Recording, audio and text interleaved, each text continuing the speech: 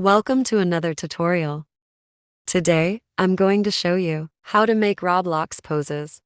It's actually quite easy. First, let's join a game. I'm doing this on my alt. Now, the game we're gonna join is called Catalog Avatar Creator. I'm doing this on a private server cause yeah. Load already. My Wi-Fi sucks. Now let's join. Okay, this may take a while. This actually took like 5 nights. Wait while it's loading. It may take some time. Here's some food while you wait. Oh, finally. First thing you want to do is get the avatar or use your avatar. Wait a sec.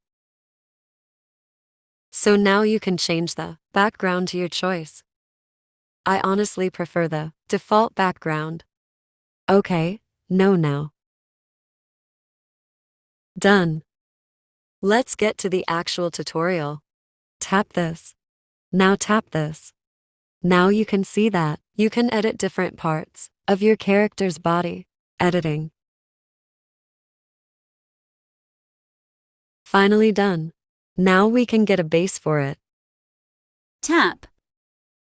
Now you can get a base.